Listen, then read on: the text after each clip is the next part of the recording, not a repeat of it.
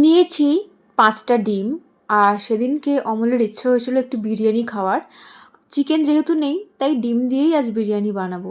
আসলে কিছুদিন আগে মায়ের বাড়িতে একবার ডিম দিয়ে বিরিয়ানি বানিয়ে খাওয়া হয়েছিল আর অমলের খুব ভালো লেগেছিল। আর সেটা দেখে ও আমাকে প্রায়ই বলতে থাকে, কবে বানাবি কবে বানাবি ডিমের বিরিয়ানি, কারণ আমার হাতের ওই বিরিয়ানিটা নাকি অমলের খুব ভালো লেগেছিল খেতে।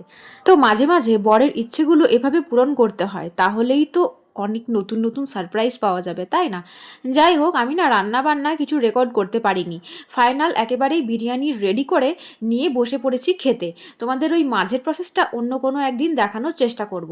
তো চলো, বিরিয়ানিটা কিন্তু একটু মানে গ্রেভি টাইপের হয়েছিল, কারণ অনেকটা বেশি তেল বেরেস্তা এসব দিয়ে বানিয়েছি। তো চলো, আলুটাও কিন্তু দারুণ সেদ্ধ হয়েছে। এখন এটা দিয়ে একবার জাস্ট ট্রাই করব কেমন হয়েছে।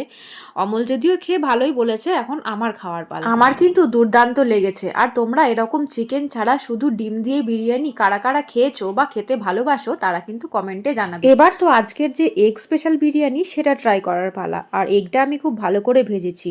এরপর কিন্তু আমি রেডি করছি একটা স্পেশাল বাইট। নিলাম হচ্ছে আলু, এরপর নিলাম হচ্ছে পেঁয়াজ, আর এরপর ওই ডিমটা। এবার সব মিলিয়ে এটা মুখের মধ্যে পুড়ে নেব। এটা হচ্ছে আমার স্পেশাল বাইট। এরকমভাবে কারা কারা স্পেশাল বাইট খাও জানিও।